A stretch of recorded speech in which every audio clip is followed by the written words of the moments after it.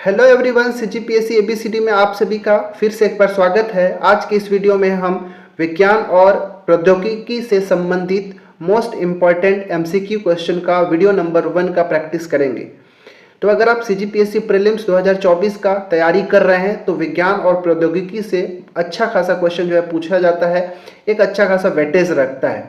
ठीक है, तो चलिए इस वीडियो की शुरुआत करते हैं। इस वीडियो में हम स्टैटिक वाला पोर्शन का भी हम एमसीक्यू देखेंगे, साथ ही साथ 2024 में जितना भी विज्ञान और प्रौद्योगिकी से संबंधित इंपॉर्टेंट करंट अफेयर है उससे भी मिला जुला के हम एमसीक्यू का प्रैक्टिस करेंगे। अगर आप चैनल में पहली बार आए हैं, पहली बार विजिट किए हैं, तो आप हमारे चैनल को जरूर सब्सक्राइब कर लीजिए। वीडियो अच्छा लगे तो लाइक भी करेंगे और अपने दोस्तों के साथ शेयर भी कर लीजिएगा। तो चलिए शुरू करते हैं आज की इस वीडियो का और बढ़ते हैं क्वेश्चन नंबर 1 की ओर।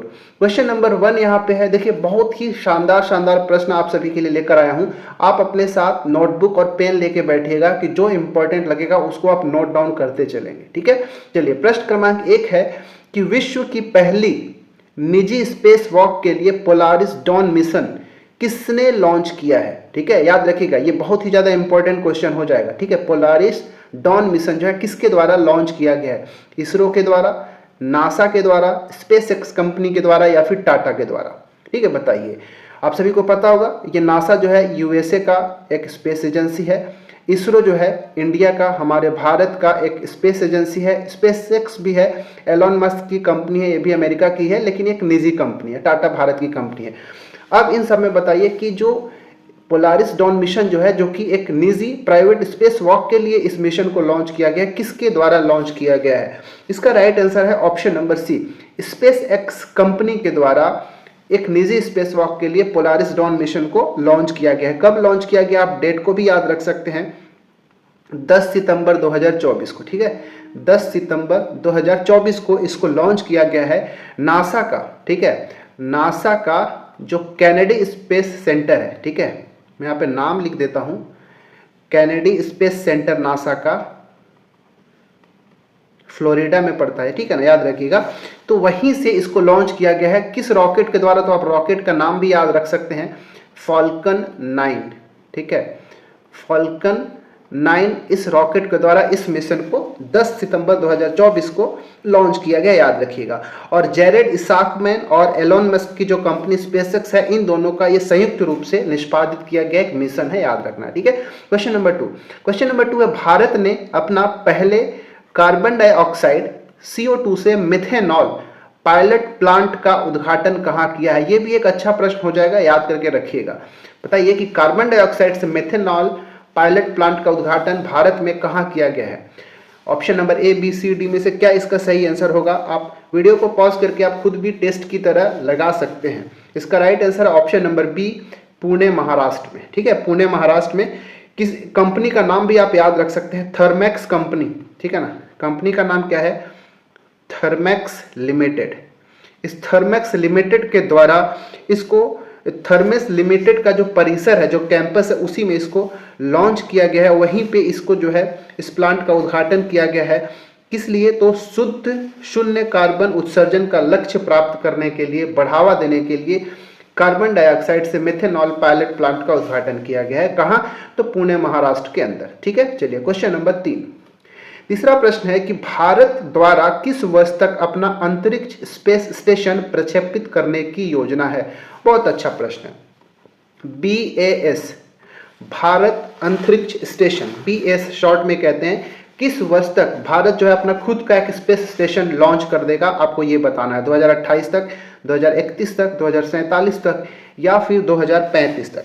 इसका राइट आंसर हो जाएगा ऑप्शन नंबर ए, 2028 तक भारत का लक्ष्य है कि अपना जो BAS होगा, भारत अंतरिक्ष स्टेशन जो होगा, उसका पहला मॉड्यूल को लॉन्च कर दिया जाएगा। ठीक है, आप सभी को पता है कि विश्व में वर्तमान में 2 ही स्पेस स्टेशन जो है कार्यरत है, एक नासा का कार्यरत है और दूसरा जो है चाइना का। ठीक है, नासा का और चाइना का, दोनों का कार्यरत है। चाइना का जो स्पेस स्टेशन है उसको हम क्या कहते हैं? तियांगोंग कहा जाता है। आप नाम भी याद रख सकते हैं। ठीक है, तियांगोंग, ये कहाँ का स्पेस स्टेशन है? तो चाइना का स्पेस स्टेशन है, आप सभी को याद रखना चाहिए। ठीक है, तो 2028 तक भारत जो है अपना खुद का एक स्पेस स्टेशन लॉन्च कर देगा, BAS भारत अंतरिक्ष स्टेशन। ठीक है, चलिए बढ़ जाते हैं क्वेश्चन नंबर 4 में। क्वेश्चन नंबर 4 है कि किस राज्य सरकार ने भारत का पहला खगोल पर्यटन अभियान नक्षत्र सभा लॉन्च किया है? ये भी एक अच्छा प्रश्न है, बताइए कि किस राज्य सरकार ने भारत का पहला खगोल पर्यटन अभियान नक्षत्र सभा, इस नाम को याद रखिएगा, नक्षत्र सभा क्या है? तो भारत का पहला खगोल पर्यटन एक अभियान है जो किस सरकार के द्वारा, किस राज्य सरकार के द्वारा लॉन्च किया गया है? याद रखिएगा ऑप्शन नंबर ए, उत्तराखंड सरकार के द्वारा इसको लॉन्च किया गया है। ठीक है, उत्तराखंड का जो पर्यटन विकास बोर्ड है वो, और साथ ही साथ एक खगोल पर्यटन कंपनी है जिसका नाम है स्टार स्केप्स। ठीक है, तो उत्तराखंड और उसके साथ साथ जो कंपनी है उसका नाम क्या है? Star scapes.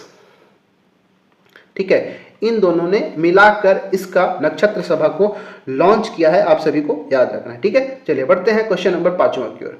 5वां प्रश्न है कि राष्ट्रीय सांख्यिकी दिवस 2024 कब मनाया गया था? यह भी एक अच्छा प्रश्न है, कहीं ना कहीं दिन दिवस वाले से एक न एक क्वेश्चन आपको किसी न किसी एग्जाम में देखने को मिलता है, तो जो इंपॉर्टेंट दिवस होते हैं उसको जरूर याद रखिएगा। बताइए किस दिन, किस दिनांक को राष्ट्रीय सांख्यिकी दिवस मनाया गया था? ठीक है, तो राष्ट्रीय सांख्यिकी दिवस से सबसे पहले आपको एक चीज याद होना चाहिए कि राष्ट्रीय सांख्यिकी के जनक, भारतीय सांख्यिकी के जनक किसको कहा जाता है, उनका नाम आपको याद रखना है। तो पीसी महालनोबिस। ठीक है, पीसी महालनोबिस जो है इनको भारतीय सांख्यिकी का जनक कहा जाता है, और इन्हीं का जो जन्मदिन होता है उसी को राष्ट्रीय सांख्यिकी दिवस के रूप में मनाया जाता है। डेट आपको याद रखना है 29 जून। ठीक है, 29 जून को मनाया जाता है, तो इसका ऑप्शन हमारा ए जो है बिल्कुल सही हो जाएगा। और 2024 का थीम भी कई बार से आपसे पूछा जाता है, आजकल जो है क्वेश्चन थोड़ा डिफिकल्ट बनाने के लिए थीम वगैरह भी पूछ लिया जाता है। तो 2024 का जो सांख्यिकी दिवस है, भारतीय सांख्यिकी दिवस, उसका थीम क्या है? निर्णय लेने के लिए डाटा का उपयोग, use of data for decision making. ठीक है, use of data for decision making. ठीक है, निर्णय लेने के लिए डाटा का प्रयोग, याद रखिएगा। प्रश्न क्रमांक 6वां है कि केंद्रीय मंत्रिमंडल द्वारा मंजूरी प्राप्त अगली पीढ़ी का प्रक्षेपण यान NGLV की पेलोड क्षमता कितनी है? एक भी ये अच्छा प्रश्न है। ठीक है, याद रखिएगा। जैसे कि आप सभी को पता है कि हमारे भारत में अगर अभी देखा जाए तो कौन कौन सा लॉन्च व्हीकल है, तो मैं कुछ कुछ नाम बता दूं। जब सबसे पहले एक PSLV आपने नाम सुना होगा, PSLV polar satellite launch vehicle. एक होता है GSLV geosynchronous geosynchronous launch vehicle, 2 हो गया। एक होता है LVM-3 ठीक है, इसको कहते हैं लॉन्च व्हीकल मार्क 3। ठीक है, इसी से चंद्रयान 3 को लॉन्च किया गया था, याद रखिएगा। और एक होता है SSLV जिसका फुल फॉर्म होता है स्मॉल सैटेलाइट लॉन्च व्हीकल। वर्तमान में भारत के अंदर ये 4 प्रकार के लॉन्च व्हीकल है। 5वां जो होगा हमारा अगला NGLV होगा। ठीक है, NGLV इसका फुल फॉर्म याद रखिएगा, नेक्स्ट जनरेशन लॉन्च व्हीकल। ठीक है, ये एक बहुत अच्छा प्रश्न है। ठीक है, तो NGLV जो है इसकी क्या क्षमता होगी? जैसे PSLV, GSLV, LVM-3 ये सब जो है ना, कोई 4 टन का किसी का क्षमता होता है, किसी का 10 टन का क्षमता होता है, और वो जो लोअर अर्थ ऑर्बिट होता है LEO में ले जाके छोड़ देते हैं। लेकिन जो NGLV नेक्स्ट जनरेशन का होगा ये 30 टन तक, ठीक है, याद रखना 30 टन तक इसका पेलोड क्षमता होगा। जो 30 टन तक का जो सैटेलाइट्स वगैरह होंगे उसको भी ये उठा पाएगा, हैंडल कर पाएगा, और लोअर अर्थ ऑर्बिट में ले जाने के लिए इसको डिजाइन किया जाएगा NGLV को। तो फुल फॉर्म भी आपको याद रखना है। ठीक है, इसका राइट आंसर क्या हो जाएगा? ऑप्शन नंबर ए, 30 टन इसका पेलोड क्षमता हो जाएगा। ठीक है, चलिए बढ़ जाते हैं अब आगे क्वेश्चन नंबर 7वां की ओर। 7वें नंबर के प्रश्न क्या है कि शुक्र परिक्रमा मिशन, जिसको हम VOM कहते हैं, ठीक है, का विकास और प्रक्षेपण संस्था कौन सी है? मतलब किस संस्था के द्वारा VOM शुक्र परिक्रमा मिशन, इंग्लिश में कहते हैं वीनस, ठीक है, वीनस ऑर्बिटर मिशन। ठीक है, वीनस ऑर्बिटर मिशन, ये जो VOM है इसको किस संस्था के द्वारा लॉन्च किया जाएगा या विकास और प्रक्षेपित किया जाएगा? बताइएगा। नासा, इसरो, DRDO और जाक्सा। देखिए जाक्सा जो है ना ये जापानीज कंपनी है। ठीक है, जापान का स्पेस सेंटर है, आप सभी को याद रखना है जाक्सा। इसरो तो भारत का है ही। इसका राइट आंसर है ऑप्शन नंबर बी, ठीक है, इसरो के द्वारा। जितना भी स्पेस वाला प्रोग्राम होगा ना वो इसरो के द्वारा होगा, और जितना जो होगा डिफेंस वाला काम होगा, ठीक है, रक्षा संरक्षण रक्षण के लिए, वो डीआरडीओ के द्वारा होता है। तो ये जो शुक्र के लिए VOM मिशन जो है किसके द्वारा, इसरो के द्वारा इसको विकसित किया जाएगा और प्रक्षेपित किया जाएगा। तो ऑप्शन नंबर बी जो है बिल्कुल राइट आंसर हो जाएगा। देखिए जो VOM है, जिसको हम full form Venus orbiter mission, इसको जो टारगेट है इस मिशन का वो कब तक है, तो मार्च 2028, ठीक है, मार्च 2028 तक मतलब इसको लॉन्च किया जाएगा। मार्च 2028 में ऐसा संभावित है कि मार्च 2028 में इसको लॉन्च कर दिया जाएगा, ताकि शुक्र के वायुमंडल और उसका भूविज्ञान को बेहतर ढंग से समझा जा सके। इसके लिए एक वैज्ञानिक अंतरिक्ष यान के साथ शुक्र ग्रह की परिक्रमा करेगा और उससे संबंधित, उसके वायुमंडल से संबंधित सारी जानकारियों को इकट्ठा किया जाएगा, ठीक है। और जो VOM मिशन है इसके लिए 1236 करोड़ रुपए का बजट रखा गया, ठीक है। 8वां प्रश्न है कि सितंबर 2024 में कैबिनेट ने चंद्रयान 4 मिशन के लिए कितने बजट के साथ मंजूरी दे दी है। चंद्रयान 4 हमने देखा, चंद्रयान 3 तो हमारा जो है सक्सेसफुल रहा था, ठीक है। चंद्रयान जो 3 है वो हमारा सक्सेसफुल था। उसकी सफलता को देखते हुए हमारा जो इंडिया का जो कैबिनेट है चंद्रयान 4 मिशन के लिए भी मंजूरी दे दिया है, और इसके लिए 2104.06 करोड़ रुपए का बजट का इसके लिए मंजूरी भी कर दिया गया है, ठीक है। और इसको जो है, इसको जो विकसित कौन करेगा, तो इसरो, ठीक है। इसरो के द्वारा ही चंद्रयान 4 को विकसित किया जाएगा और लॉन्च किया जाएगा, याद रखिएगा। इसका उद्देश्य, चंद्रयान 4 का उद्देश्य क्या होगा कि चंद्रमा पर सफलतापूर्वक उतरा भी जाएगा और बाद में पृथ्वी पर वापस भी आ जाएगा, ऐसा तकनीकी का विकसित करना है, ठीक है। ताकि चंद्रमा का जो नमूना है, कुछ नमूनों को वहां से उठाकर लाना है और भारत में, यहाँ पे इंडिया के ऊपर अपने देश में लाके उसका एनालिसिस करना है, उसके बारे में जानकारी इकट्ठा करेंगे, नमूना को इकट्ठा करने के बाद, ठीक है। तो इसका मेन क्या है कि चंद्रयान 4 क्या करेगा कि इससे हम चांद पे पहुंचेंगे भी मनुष्य के साथ और वहां से वापस भी आ जाएंगे, ठीक है। इस तकनीकी का हमको यूज करना है। और चंद्रयान 3 आप सभी को हमने अभी देखा कि चंद्रयान 3 को लॉन्च कब किया गया था, किसी को याद है क्या? तो याद रखिएगा, जो चंद्रयान 3 है इसको लॉन्च किया गया था 14 जुलाई 2023 को, इसको लॉन्च कर दिया गया था। किसके द्वारा? तो LVM-3, ठीक है, लॉन्च व्हीकल मार्क 3 के द्वारा इसको लॉन्च किया गया। इसका पूरा नाम है LVM-3M4, ठीक है। इसके द्वारा लॉन्च किया गया था। कहां से? तो सतीश धवन जो स्पेस सेंटर है श्रीहरिकोटा में, वहीं से इसको लॉन्च किया गया था, याद रखिएगा। और लॉन्च करने के बाद ये पहुंचा कब था भाई, ये भी आपको याद रखना चाहिए। लॉन्च कब किया गया था इसको? तो हमने देख लिया 14 जुलाई 2023 को इसको लॉन्च किया गया था। और हमारा जो ये चंद्रयान 3 था, चंद्रमा पर सफलतापूर्वक लैंड किया था। कहाँ पे लैंड किया था? तो चंद्रमा का जो दक्षिणी ध्रुव है, साउथ पोल, ठीक है, चंद्रमा का साउथ पोल पर पहुंचने वाला हमारा जो भारत देश था, पहला ऐसा देश बन गया था जिसका चंद्रयान जो है चंद्रमा के दक्षिण पोल पर उतरा था। आप सभी को याद रखना चाहिए, ठीक है। चंद्रयान 2 भी याद रख लीजिए भाई, ठीक है, कि चंद्रयान 2 को कब लॉन्च किया गया था, जो कि हमारा सफल नहीं हुआ था। तो चंद्रयान 2 को लॉन्च किया गया था 22 जुलाई 2019 को, ठीक है, 22 जुलाई 2019 में चंद्रयान 2 को लॉन्च किया गया था। और जो चंद्रयान 1 था हमारा, ठीक है, जो चंद्रयान 1 था, मैं शॉर्ट में C1 लिख देता हूं, इसको लॉन्च किया गया था 2008 में, ठीक है, 22 अक्टूबर 2008 में ही इसको लॉन्च कर दिया गया था। तो आप चंद्रयान 1, 2, 3 तीनों के बारे में थोड़ा थोड़ा जानकारी इकट्ठा करके रखेंगे। चलिए बढ़ जाते हैं क्वेश्चन नंबर 9 की ओर। 9वां प्रश्न है कि निपा वायरस के बारे में क्या असत्य है, ठीक है, ये भी एक इंपॉर्टेंट क्वेश्चन है। निपा वायरस जो है के बारे में क्या असत्य है? यह एक जूनोटिक वायरस है, यह हेनिपा वायरस वंश से संबंध रखता है, इसका वाहक जो है फ्रूट बैट होता है और इसका टीका उपलब्ध है। इसमें से असत्य कथन की पहचान करना है, ठीक है। निपा वायरस जो इसलिए चर्चा में रहा क्योंकि केरल में एक व्यक्ति का 24 वर्षीय व्यक्ति का मृत्यु हो गया था इस वायरस के कारण ही, ठीक है। और इसके लिए अभी किसी भी प्रकार का टीका उपलब्ध नहीं है, वैक्सीन उपलब्ध नहीं है। ऑप्शन नंबर डी जो है ये हमारा असत्य है, ठीक है। बाकी यह एक जूनोटिक वायरस है जो जानवरों से मनुष्य में फैलता है, ठीक है। और हेनिपा वायरस के वंश से संबंध रखता है निपा वायरस।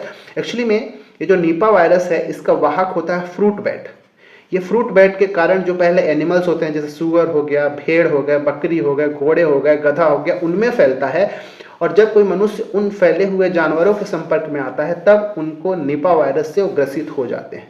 ठीक है, तो इसका ऑप्शन नंबर डी बिल्कुल सही है कि इसके लिए भी किसी भी प्रकार का टीका का निर्माण नहीं हुआ, वैक्सीन का निर्माण नहीं हुआ है। उम्मीद है आपको समझ में आ गया होगा। चलिए 10वां प्रश्न को ध्यान से पढ़िए कि 10वां प्रश्न का आंसर क्या होगा। 10वां प्रश्न है कि जो आरबीसी होता है, लाल रक्त कणिकाएं, रेड ब्लड सेल्स होते हैं, वो शरीर के किस अंग में बनते हैं। ठीक है, एक आसान प्रश्न है, इसको कई बार आपने फेस किया होगा, लेकिन क्या पता कई लोगों को ये भी पता नहीं होगा कि आरबीसी जो है शरीर के किस अंग में बनता है, अस्थि मज्जा में, किडनी में, यकृत में या फिर अग्नाशय में।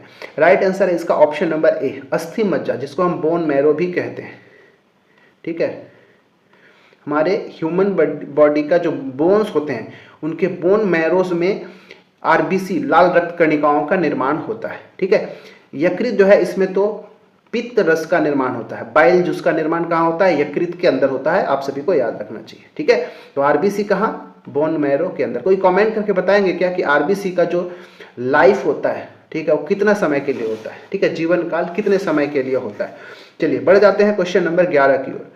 11 नंबर का प्रश्न है कि विश्व स्वास्थ्य संगठन WHO ने एमपॉक्स टीके को मंजूरी दे दी है, इस टीके का नाम क्या है। एमपॉक्स मतलब मंकी पॉक्स। ठीक है, आपने सुना होगा नाम मंकी पॉक्स। तो आपको बताना है कि जो एमपॉक्स है, जो कि मंकी पॉक्स के लिए टीका तैयार किया जाएगा, इसका नाम क्या है। एमपॉक्स मतलब मंकी पॉक्स के लिए जो टीका का निर्माण किया गया उसका क्या नाम है। ABCD में से क्या सही है। सही answer option number B, MVABN। ये उसके टीके का नाम है जिसको WHO ने इसको मंजूरी दे दिया है कि इसको यूज किया जा सकता है। ठीक है, ऑप्शन नंबर बी बिल्कुल सही आंसर हो जाएगा। 12 नंबर का प्रश्न है कि मिसाइल्स प्रौद्योगिकी पर पश्चिमी देशों के चिंताओं के बीच में ही किस देश ने चामरान 1 नामक एक उपग्रह लॉन्च किया है। बताइए, ये भी एक अच्छा प्रश्न है। चामरान डायरेक्ट आपसे पूछा जा सकता है कि चामरान 1 जो सैटेलाइट है किस देश के द्वारा छोड़ा गया है। ईरान, पाकिस्तान, यूक्रेन या फिर सर्बिया। राइट आंसर है ऑप्शन नंबर ए, ईरान के द्वारा चामरान 1 नामक एक सैटेलाइट को सफलतापूर्वक लॉन्च किया गया है।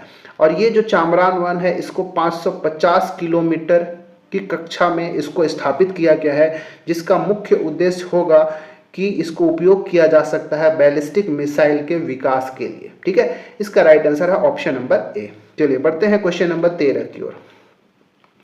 13 नंबर का प्रश्न है कि रक्षा अनुसंधान एवं विकास संगठन DRDO किस स्थान पर अग्नि 4 मिसाइल का सफल परीक्षण किया है। आप सभी को पता होगा, मैं पहले भी बताया कि जितनी भी तरह का रक्षा से संबंधित कुछ भी अगर बनाया जाएगा, जैसे जो मिसाइल्स वगैरह बनाए जाएंगे वो DRDO के द्वारा ही बनाया जाता है, डिफेंस एंड रिसर्च ऑर्गेनाइजेशन। ठीक है, याद रखिएगा, defence research and development organisation DRDO। Agni 4 का अभी अभी सफल परीक्षण कहाँ किया गया है, तो याद रखिएगा DRDO जो है मैक्सिमम जो अग्नि वाले जो मिसाइल्स हैं उसका प्रक्षेपण जो है चांदीपुर उड़ीसा से ही करते हैं। ठीक है, चांदीपुर उड़ीसा में एकीकृत परीक्षण रेंज ITR जिसको हम शॉर्ट में कहते हैं, इंटीग्रेटेड टेस्टिंग रेंज है जो कि चांदीपुर उड़ीसा में है, वहीं से इसका सफल परीक्षण जो है अग्नि 4 का किया गया है। और जो अग्नि 4 है इसका जो मारक क्षमता है वो कितना है, 4000 किलोमीटर। याद रखिएगा 4000 किलोमीटर, और ये सतह से सतह, ठीक है, मतलब सरफेस टू सरफेस मिसाइल है, सरफेस टू सरफेस, सतह से सतह मार करने वाला एक मिसाइल है, आप सभी को याद रखना है। ठीक है, 14 नंबर का प्रश्न है कि हाल ही में चर्चित लूपस क्या है। एक ऑटो इम्यून डिजीज है, एक कंप्यूटर वायरस है, एक नौसैनिक अभ्यास है या फिर एक सेमीकंडक्टर इकाई है। बताइए, ये भी एक अच्छा प्रश्न हो जाएगा। ठीक है, कि लूपस है क्या। तो आप सभी को बता दूं कि लूपस एक ऑटो इम्यून डिजीज है। हमारा ऑप्शन नंबर ए जो है बिल्कुल सही हो जाएगा। ठीक है, ये क्या है, एक ऑटो इम्यून डिजीज है। जनरली हम सभी को पता है कि हमारे बॉडी का, ह्यूमन बॉडी का जो इम्यून सिस्टम होता है, ठीक है, हमारे बॉडी का जो इम्यून सिस्टम होता है वो क्या करता है, हमारे शरीर की रक्षा करने का कार्य करता है। लेकिन जब लूपस नामक उसको ऑटो इम्यून डिजीज हो जाता है तो ये जो इम्यून सिस्टम होता है ह्यूमन बॉडी का, वो हमारे शरीर को रक्षा करने के बजाय उसको नुकसान पहुंचाने लगता है। इसीलिए इसका राइट आंसर हमारा ऑप्शन नंबर ए है कि लूपस एक ऑटो इम्यून डिजीज है और ये अनुवांशिकी के कारण भी ये हो सकता है और इसके कई सारे और भी कारण हैं। ठीक है, चलिए बढ़ते हैं क्वेश्चन नंबर 15 की ओर। 15 नंबर का प्रश्न है कि हाल ही में चर्चित दुनिया की पहली mRNA वैक्सीन जिसको हम BNT116 कहते हैं का संबंध किससे है? अग्नाशय कैंसर से, स्तन कैंसर से, फेफड़े का कैंसर से या फिर ओवरी कैंसर से? किस कैंसर से बचने के लिए एक वैक्सीन तैयार किया गया है जिसका नाम है BNT116? ठीक है, बताइए। राइट आंसर है ऑप्शन नंबर सी, फेफड़े का कैंसर, लंग्स कैंसर। ठीक है, लंग्स कैंसर के लिए एक वैक्सीन तैयार किया गया है जिसका नाम है BNT116। ठीक है, याद रखिएगा BNT इसलिए क्योंकि इसका निर्माण किसने किया है? बायोएनटेक। ठीक है, बायोएनटेक कंपनी के द्वारा निर्माण किया गया है, इसीलिए इसका नाम BNT116 रखा गया है। और ये जो वैक्सीन है इसका सबसे पहला टेस्टिंग जो है यूके का एक व्यक्ति है, यूनाइटेड किंगडम का 67 वर्षीय जिसका नाम है जानुस रेग्स, उन्हीं के ऊपर इसका सबसे पहला सफल टेस्टिंग किया गया था। ठीक है, 16 नंबर का प्रश्न है कि किस कंपनी के द्वारा सर्च जीपीटी लॉन्च किया गया है? टाटा, बीपीसीएल, ओपन एआई या फिर गूगल, किसके द्वारा? ठीक है, बताइए। तो सही आंसर है option number C, open AI. इस कंपनी के द्वारा सर्च जीपीटी लॉन्च किया गया है। जो सर्च जीपीटी क्या होगा? एक तरह का ये सर्च इंजन ही है। ठीक है, जो किसी भी तरह के प्रश्नों का जवाब बहुत ही त्वरित तरीके से बहुत ही जल्दी दे देगा। तो सर्च जीपीटी किसका है? ओपन एआई का है, आप सभी को याद रखना। ठीक है, चलिए 17 नंबर का प्रश्न है स्क्रीन के ऊपर ये कि विश्व अंतरिक्ष पुरस्कार 2024 किसे दिया जाएगा? Very very important question for CGPSC prelims 2025। ठीक है, बताइए कि विश्व अंतरिक्ष पुरस्कार 2024 जो है किसको दिया जाएगा? लूना 25 मिशन को, चंद्रयान 3 मिशन को, मून स्नाइपर को या फिर अपोलो मिशन को? थोड़ा सा गेस करके भी इसका आंसर लगा सकते हैं कि क्योंकि 2024 का जो सबसे सफल कोई लॉन्चिंग हुआ था, कोई मिशन था, तो हमारा भारत का चंद्रयान 3 था। ठीक है, 23 में लॉन्च किया गया था लेकिन 24 में ये अपना जो चंद्रयान जो है चंद्रमा पे पहुंच गया था, हम सभी को पता है। इसको फिर से एक बार बता दूं कि जो चंद्रयान 3 मिशन था इसको लॉन्च कब किया गया था? इसका लॉन्चिंग डेट है 14 जुलाई 2023 और ये मून के ऊपर लैंड कब किया था? अभी भी याद रखिएगा, तो अगस्त में, 23 अगस्त 2024 में यह मून के ऊपर, मून का जो साउथ पोल है, दक्षिणी पोल है, दक्षिणी ध्रुव है, वहां पे लॉन्च किए, वहां पे उतरा था। ठीक है, सफलतापूर्वक। अब इसी के कारण जो हमारे देश का चंद्रयान 3 मिशन है उसको विश्व अंतरिक्ष पुरस्कार 2024 से सम्मानित किया जाएगा, याद रखिएगा। ठीक है, और ये भी मैंने बताया कि चंद्रमा के दक्षिणी ध्रुव पर पहुंचने वाला विश्व का पहला देश हमारा भारत बन गया था चंद्रयान 3 मिशन के बाद। ठीक है, चलिए 18 नंबर का प्रश्न है कि वर्ष 2024 में एपोफिस क्षुद्रग्रह अध्ययन करने के लिए किसने रैमसेस मिशन की घोषणा की है? ठीक है, एपोफिस नामक एक क्षुद्र ग्रह है। ठीक है, एक कॉमेट है, क्षुद्र ग्रह कहते हैं, जिसका नाम है एपोफिस। इसके अध्ययन करने के लिए रैमसेस एक मिशन की घोषणा की गई है। किसके द्वारा? ईएसए के द्वारा, नासा के द्वारा, इसरो के द्वारा या फिर जाक्सा के द्वारा? फिर से बता दूं, जाक्सा है, नासा जो है यूएसए का स्पेस सेंटर है, एजेंसी है। जाक्सा जो है जापान का। ठीक है, इसरो हमारा इंडिया का और ईएसए क्या है? एक यूरोपियन स्पेस एजेंसी है। ठीक है, यूरोपियन स्पेस एजेंसी। ठीक है, यूरोपियन स्पेस एजेंसी मैं नीचे लिख देता हूं। और ये ईएसए जो है इसी के द्वारा ही रैमसेस मिशन को लॉन्च किया गया एपोफिस क्षुद्र ग्रह का अध्ययन करने के लिए। हमारा ऑप्शन नंबर ए जो है बिल्कुल सही आंसर हो जाएगा। ठीक है, चलिए बढ़ जाते हैं। रैमसेस का फुल फॉर्म भी अगर आपको याद रखना है तो आप रख सकते हैं कि रैमसेस का फुल फॉर्म क्या है। इसका फुल फॉर्म होता है रैपिड एपोफिस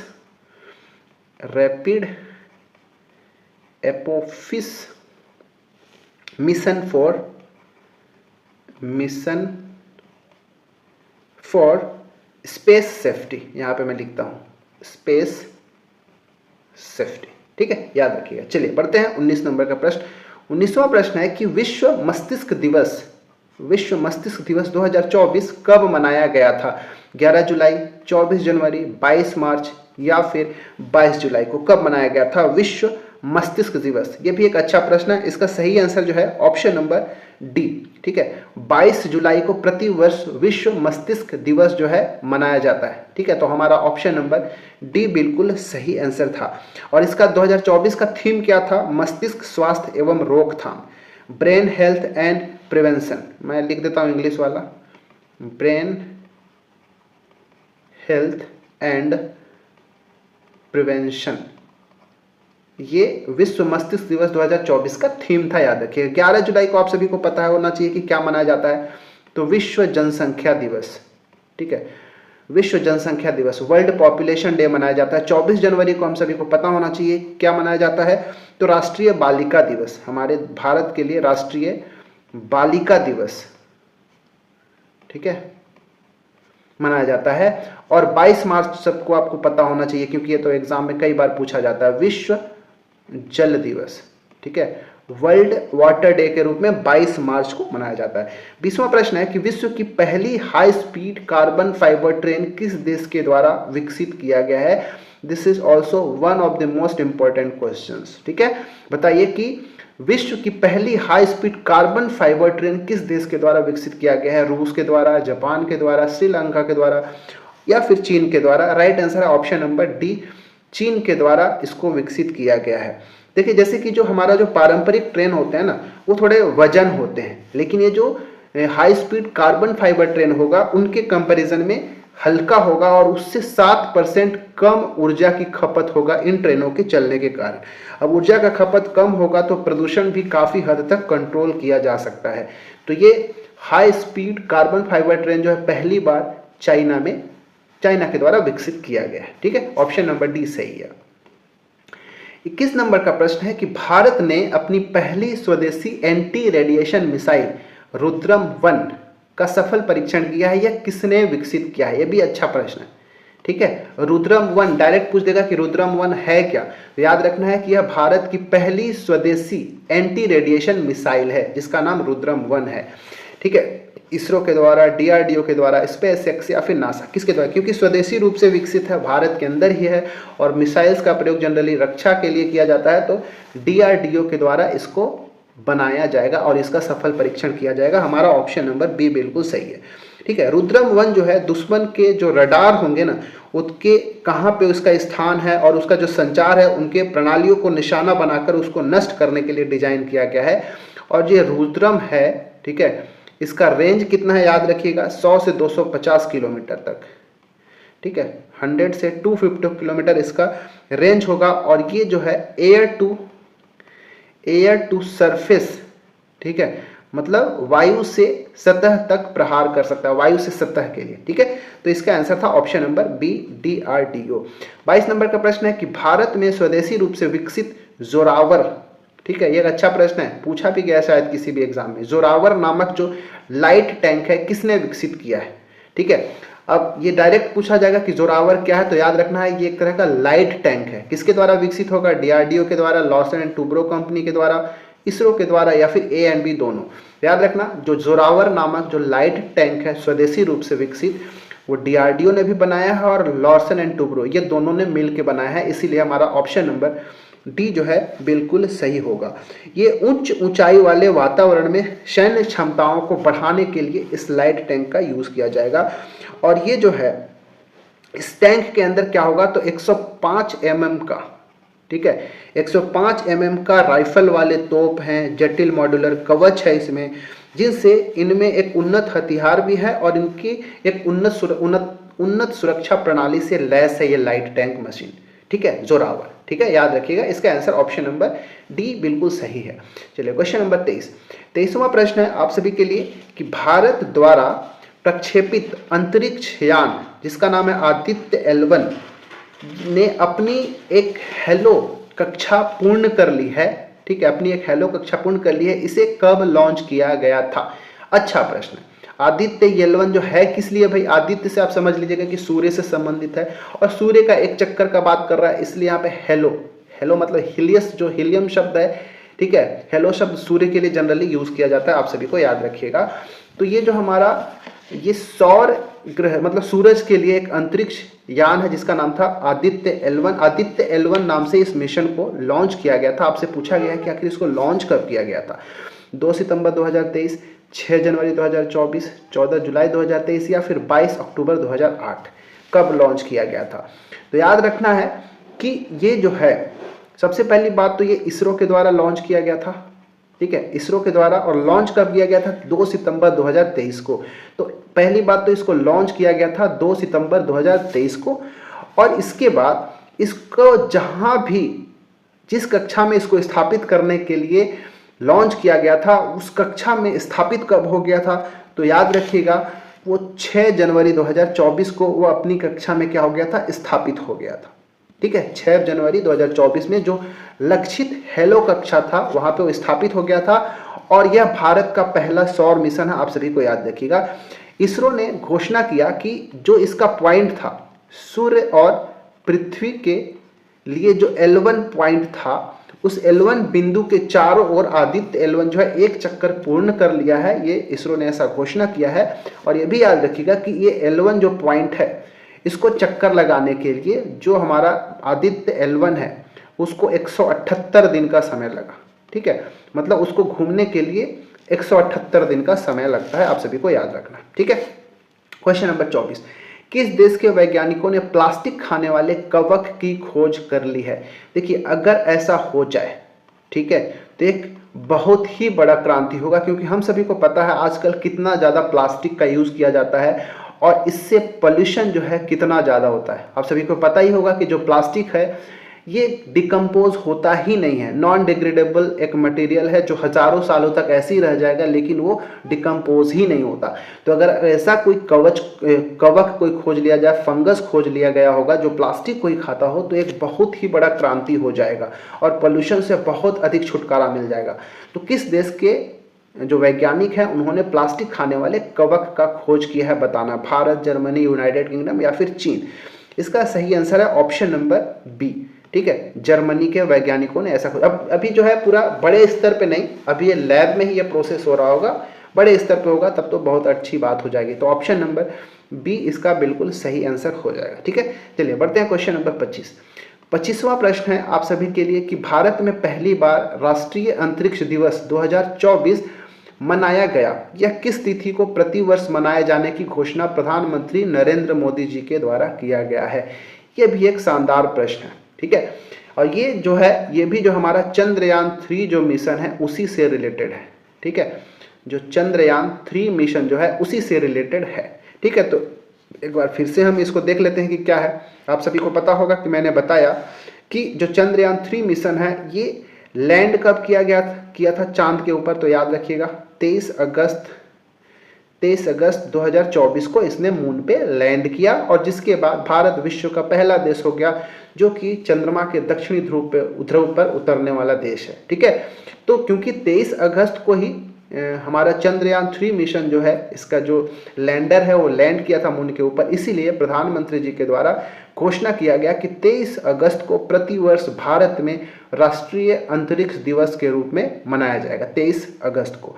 तो हमारा आंसर हो जाएगा इसका ऑप्शन नंबर सी, ठीक है। इसका जो, क्योंकि ये पहली बार मनाया गया था इस 23 अगस्त 2024 को, इसलिए तो ये बहुत ही ज़्यादा इंपॉर्टेंट हो जाता है, इसको आपको याद रखना ही चाहिए, ठीक है। इसका थीम क्या है कि चंद्रमा को छूते हुए जीवन को छूना, भारत की एक अंतरिक्ष गाथा, ठीक है। तो ये था इसका आंसर ऑप्शन नंबर सी। तो बस इस वीडियो के अंदर इतना ही करते हैं, इसका नेक्स्ट पार्ट भी बहुत जल्द लेके आऊँगा। इस वीडियो में हमने 25 मोस्ट इम्पॉर्टेंट क्वेश्चन हमने देखा, क्योंकि ऐसे प्रश्न हैं जो कहीं ना कहीं 2024 के ही घटित हैं। इससे रिलेटेड जो स्टैटिक वाला जो पोर्शन है मैंने उसको भी धीरे धीरे कवर किया, और भी आगे जो आने वाले वीडियोस होंगे स्टैटिक प्लस करेंट, ठीक है, स्टैटिक्स जीके भी रहेगा और साथ ही साथ करंट वाले पोर्शन, दोनों को मिला जुला के आप सभी का रिवीजन कराऊंगा। अगर 2 से 3 वीडियो मैं इसका ले आऊँगा तो मुझे लगता नहीं है कि प्रीलिम्स में यहाँ से प्रश्न जो है आपसे छूटेंगे, ठीक है। कैसा लगा ये सेशन कमेंट करके जरूर बताइएगा। इसका नेक्स्ट पार्ट बहुत ही जल्दी आप सभी को देखने को मिल जाएगा, और जैसे ही ये पूरा कंप्लीट करा दूंगा तो इसका पीडीएफ जो है आप हमारे टेलीग्राम चैनल से डाउनलोड कर लीजिएगा। आप हमारे टेलीग्राम चैनल CGPSC ABCD को जरूर ज्वाइन कर लीजिएगा, वहाँ पे किसी भी तरह का डाउट हो तो हम सब मिलकर शॉर्ट आउट करते हैं, वीडियो का PDF दे देते हैं, नोटिफिकेशन मिल जाता है। ठीक है, चलिए, अगर पहली बार हमारे चैनल को विजिट किए होंगे तो सब्सक्राइब जरूर कर लें, वीडियो को लाइक भी करिएगा और अच्छे से पढ़ाई करते रहेंगे। Thanks for watching our video.